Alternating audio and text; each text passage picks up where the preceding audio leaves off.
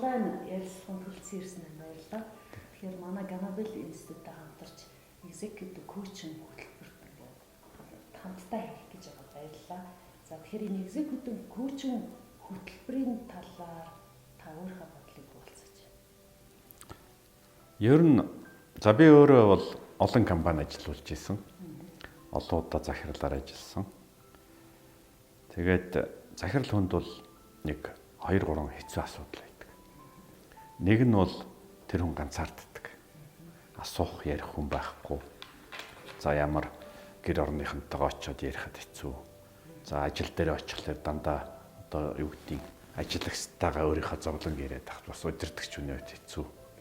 За бусад хүмүүст очиод зовлонгоо яригээд тэгэхээр бүгд адилхан захирлууд байдаг найзар нь их мэтлэн. Нөгөө талаас орчин үед ингээд маш хурдан хөгжөөд юм болгон юу гэдэг өдөр сараар өөрчлөгдөж шít. Энэ үед бүх юмыг өөрөө сураад, өөрөө ойлгоод, өөрөө хэрэгжүүлээд явахд маш хэцүү. Тийм учраас ер нь энэ сургалт коучинг, менторийн хөтөлбөрүүд бол нөгөө талаас тэр захиралд үзүүлж байгаа сервис үйлчилгээ шүү дээ. Тэгэхээр ямар ч мундаг захирал тэр тусмаа том захирал байх тусмаа ямар нэгэн асуудлыг маш олон талаас нь харах хэрэгтэй болдог. Олон өөр хүний төрөлдсөн мэрэгжлийн хүмүүсийн нүдээр.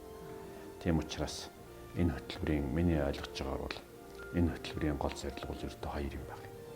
Нэг нь бол тэр хүн өөрөө хувийн үед хөгжиж тасралтгүй өөрийгөө хөгжүүлэх, өөрийнхөө ажлын тэр хэцүү ажлын цагийг одоо зөв үр бүтээлтэй ашиглах. Түүндээ мэрэгжлийн одоо ийм хүмүүсийг татж оролцуулах зорилготой.